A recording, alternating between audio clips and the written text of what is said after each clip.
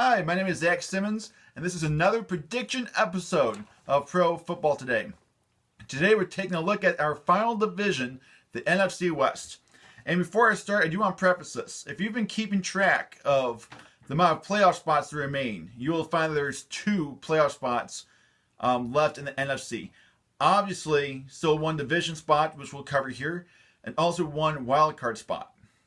Right now, the wildcard spots that are out there are going to Tampa Bay and Philadelphia.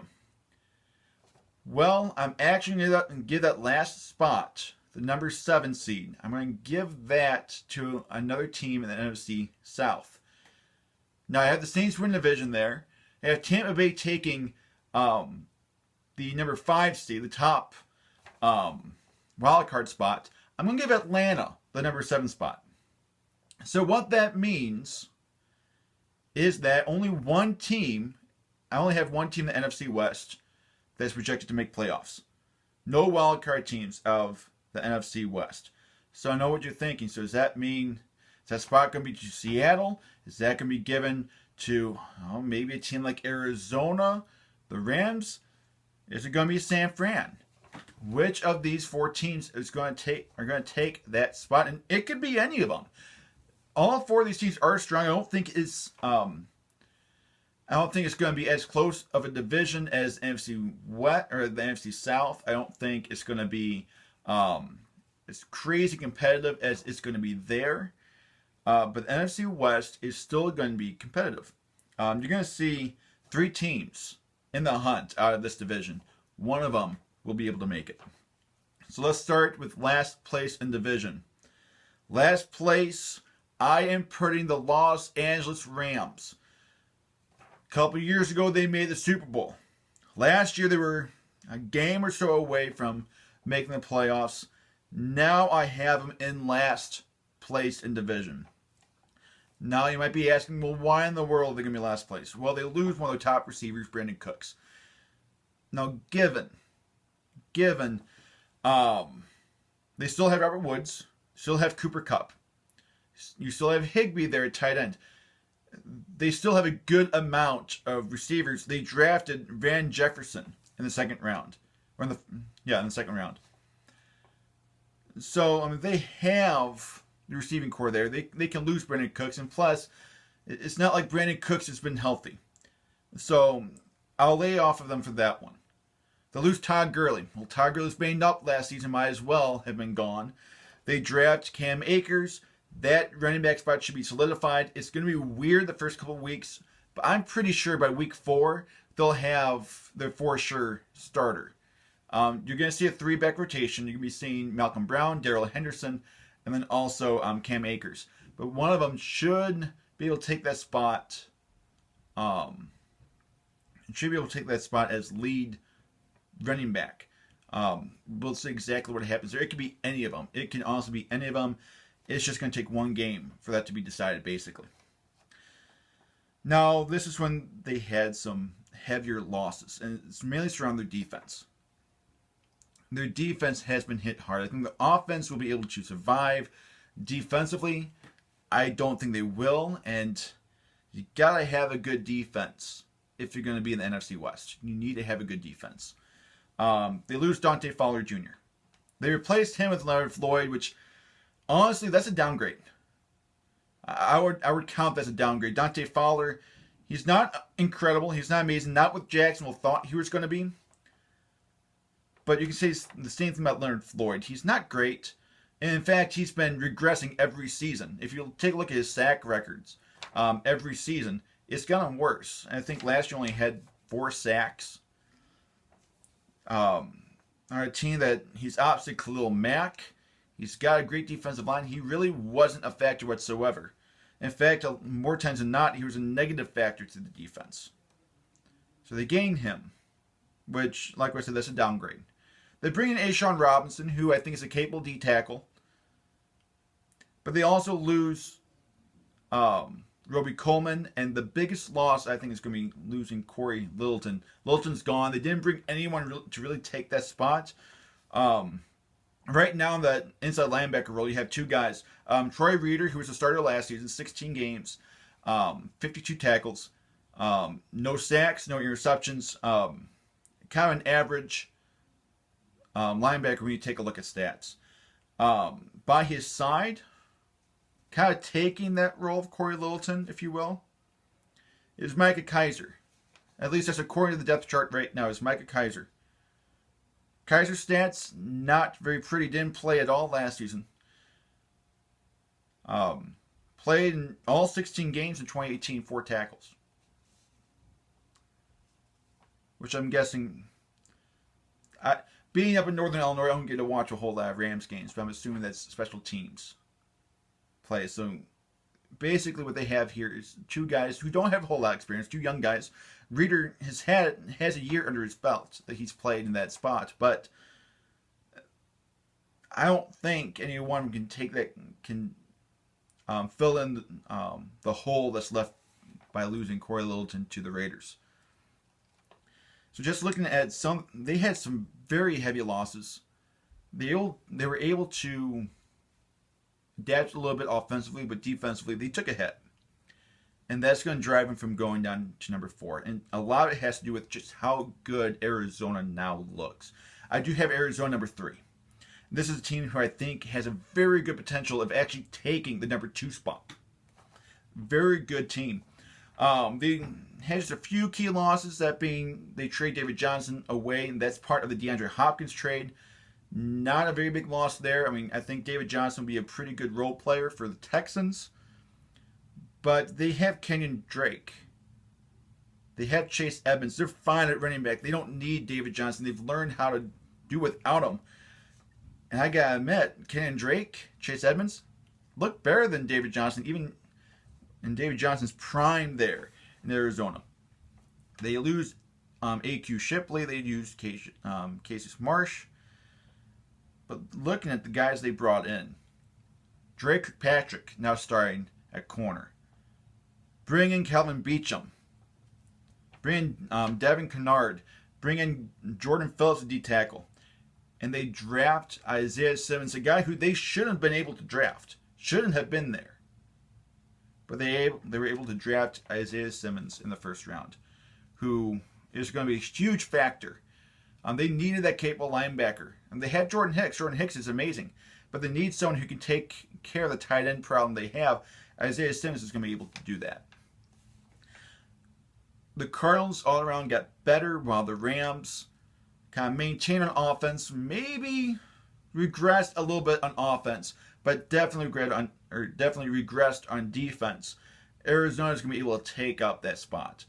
And Arizona has a really good chance of kind of pulling, if they can build up momentum, if Kyler Murray can have just a fantastic sophomore season, then who knows? You might see the Cardinals kind of jump up, kind of like how San Fran did last season.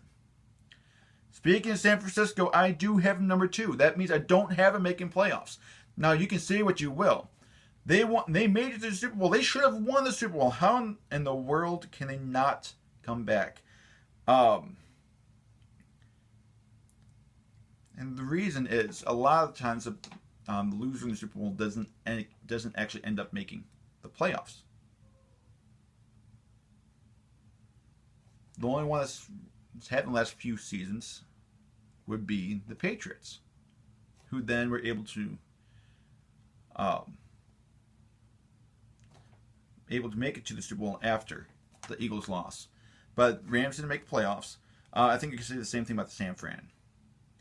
This is a monster defense. They lost one of their biggest factors on the defensive line, DeForest Buckner. They traded him over to the Colts. There's really no help at receiver.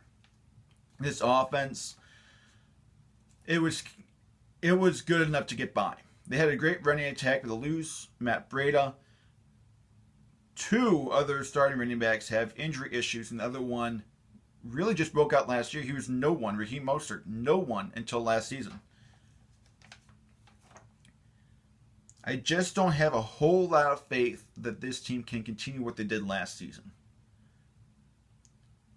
In fact, I'm watching just trying to figure out how in the world are they this good. I think there's a good chance San Fran might regress a little bit like how we saw Chicago regress last season. Really, what it comes down to is not can the defense play good, it's can Garoppolo play consistently? Can he keep it up? I think you can make a case that more than likely, without any help, because he doesn't have star receivers anymore. He has a lot of young guys. Deebo Samuel is fantastic. I like Deebo Samuel, but once again, he's not a veteran receiver. They don't have a veteran presence, except for Travis Benjamin. Sanders is gone. Marquise Goodwin opted out this year, but he's also in Philly. So it's going to be close between San Fran and Atlanta. But ultimately, I'm going to give that last spot to Atlanta instead of San Francisco. I'm not saying San Fran has no chance. I love San Fran. Their defense was incredible. I love a good defense. But more than likely, that defense is not going to be as good as they were last season. More than likely, they're going to regress a little bit. They might still be an elite defense, a top 3 defense. Doesn't mean they're going to be as good. And I think that's going to be a huge factor. I think lack of production in the offense, I think that's going to be a huge factor. But San Francisco, number 2. Number 1, I'm keeping Seattle. I think Seattle's gotten even better. This is a very good team, a Super Bowl caliber team. Incredible.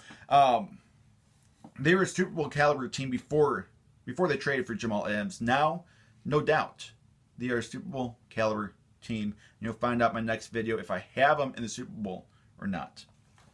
They had Greg Olsen, which I don't think this was a good spot for Olsen.